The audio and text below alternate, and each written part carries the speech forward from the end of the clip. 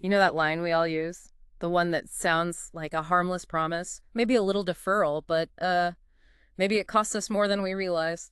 I'll get to it soon. Oh, yeah. It just rolls off the tongue, doesn't it? Oh, It's like yeah. the classic punt. You're just kicking the can down the road on something important. Exactly. And diving into the source material today, it becomes, well, incredibly clear that between that intention and actually doing it, between the now and the not yet, we're not just delaying tasks, we're actually building up something significant, an invisible weight. Yeah, the article calls it time debt, Time debt. and it frames it less like, a metaphor and more like a genuine burden you carry. The source describes it as the emotional, physical, even existential cost of constantly postponing what really matters to you. It's that quiet hope, isn't it, that later will somehow be easier or you'll be better equipped. Right. And what's fascinating is how the article sets it against financial debt.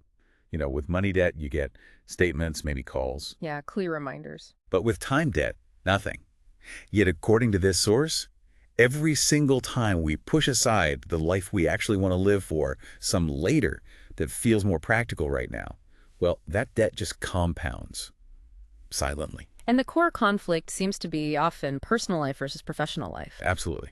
Yeah. We adopt this mantra. Work now, live later. Miss the dinner, skip the checkup, put off the break. It feels like discipline, doesn't it? Like necessary sacrifice. Totally. And society often celebrates that, right? The stories of total dedication, sacrificing everything. But the article warns this is, well, it's often a trap. A huge trap. Because that later, you imagine, it really shows up looking like you thought it would. And the personal life you put on hold, those moments, the connections, they don't just wait around. They're not refundable. There's that Socrates quote mentioned, beware the barrenness of a busy life. That really lands differently in this context. It does. And the article is careful. It's not saying don't work hard. It's not about laziness. No, not at all. It's about the habit of chronic deferral, constantly pushing the important stuff into the future, living under this illusion that your future self will magically have more time, more energy, more courage to deal with it all. And the real tragedy highlighted is that future success, even if you achieve it, it can't actually buy back lost presence. That birthday you missed, that conversation you didn't have. Exactly. That creative spark you didn't follow. They aren't like banked somewhere waiting for you. hmm They were moments to be present and poof, they're gone. The examples given really make you think. The phone call you kept meaning to make. The trip you put off for the perfect time. The apology you swallowed, even just not taking a deep breath in the middle of chaos. And we start with reasons that feel completely valid, right? Mhm. Ambition, responsibility. Just let me finish this one thing. Now I'll come back to myself. Yeah, then I'll have time. But the source is pretty blunt.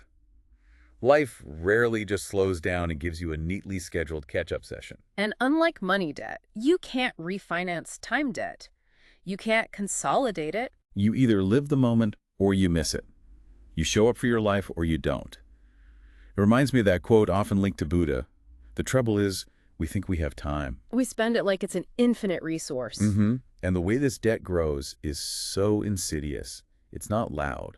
The article points out it creeps in through these subtle, quiet, almost normalized ways. Yeah, it breaks down some specific forms like joy postponement. That feels incredibly common. Totally. Delaying simple pleasures, hobbies, travel, even just relaxing, always waiting for the next milestone. I'll enjoy life after the promotion. We'll travel after this project. Life becomes this endless to-do list, right? It's hurdles, no actual celebration or presence. Exactly. Then there's emotional deferral, pushing down grief, frustration, difficult feelings. I'll deal with that later. Like shoving it in a box. Right. But the article warns those feelings don't just sit there quietly. They mold.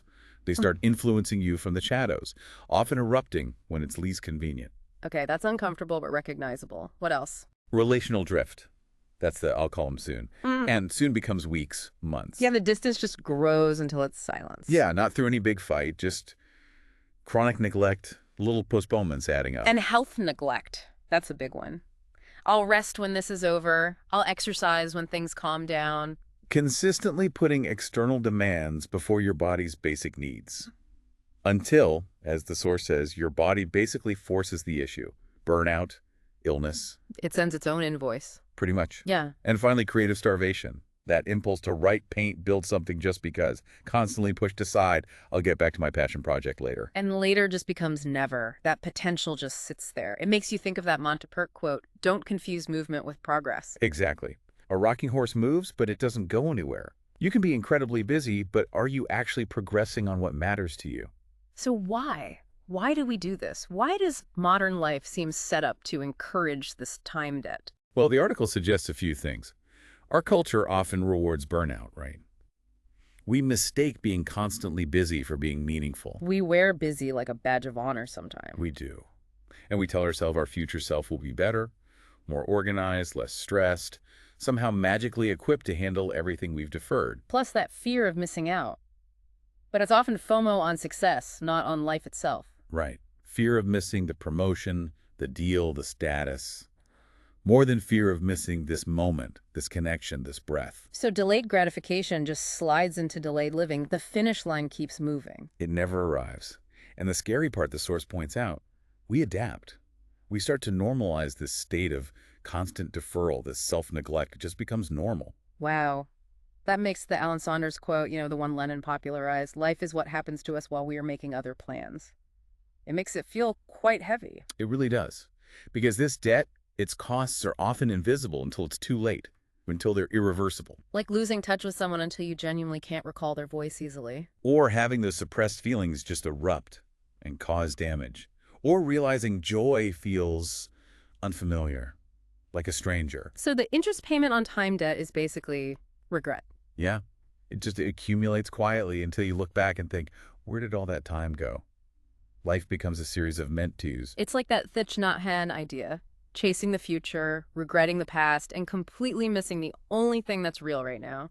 The debt locks you out of the present. Okay, so that paints a pretty stark picture. If someone's listening and thinking, uh-oh, that sounds like me, how do you start breaking the cycle? How do you pay this down and, avoid defaulting on your own life? The source offers some concrete steps. First step, audit your time debt.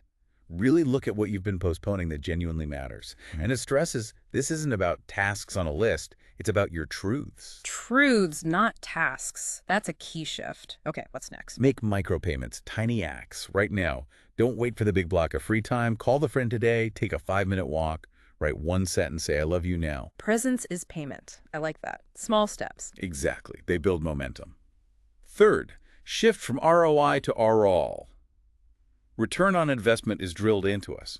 But what about return on life? Meaning joy, well-being. Yeah. Things that don't always show up on a spreadsheet. Right. Reevaluate success based on ROL, not just productivity or profit. Mm-hmm. Prioritize things that feed your life, even if they don't look productive. Fourth. Question urgency. This is huge. Everything screams for our attention now.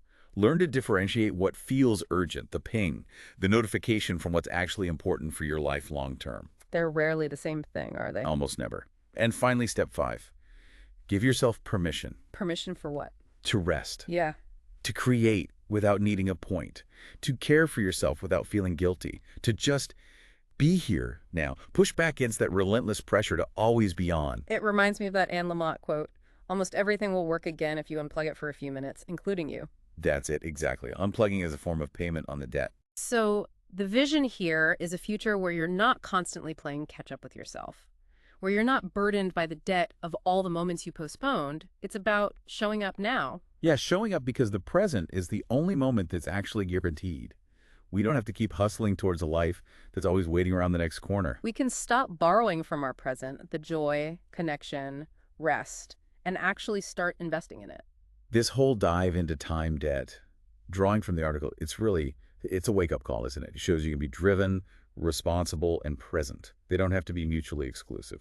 And that note from the author, Navender, at the end of the piece, deferred joy compounds into regret.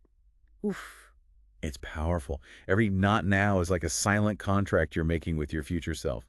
Maybe instead of just work-life balance, we need to think about now-later balance. And ultimately, the source suggests you don't need anyone else's permission to stop accruing this debt, to start reclaiming your life. You need to stop giving it away, moment by moment. Which leaves us, and maybe you listening, with that big question to mull over after this deep dive. What now will you claim?